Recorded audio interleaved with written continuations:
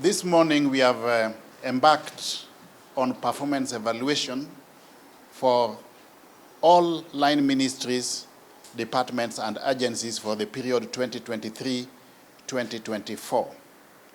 The evaluation will be based on the performance contracts that the line ministries, through their respective cabinet secretaries, signed with His Excellency the President for the same activity period.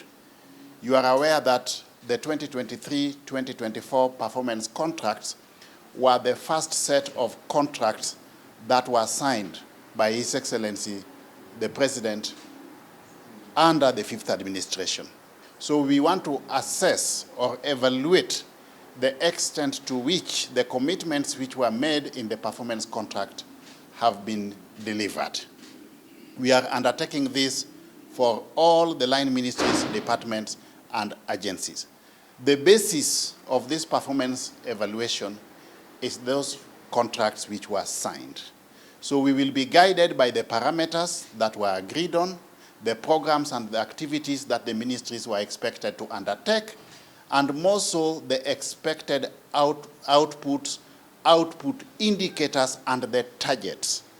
Those outputs, indicators, and targets were negotiated and agreed on at the point of signing the performance contract. So the evaluation now entails assessment of the extent to which those deliverables have been met.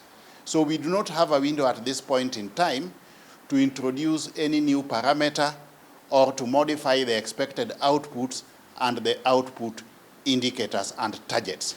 It is as objective as that, strictly in conformity to what was discussed, negotiated, validated, and ratified at the point of signing the performance contracts. And this is part and parcel of institutionalizing results-based management in government.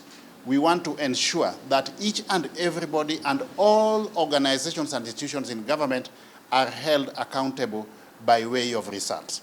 His Excellency the President himself is accountable to the Kenyan people. And that is why he committed to implementing the bottom-up economic transformation agenda.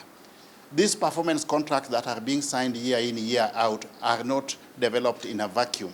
They are based on the commitments which are in our bottom-up economic transformation plan, and each and every ministry, through their respective strategic plans, have aligned to the bottom-up economic transformation agenda.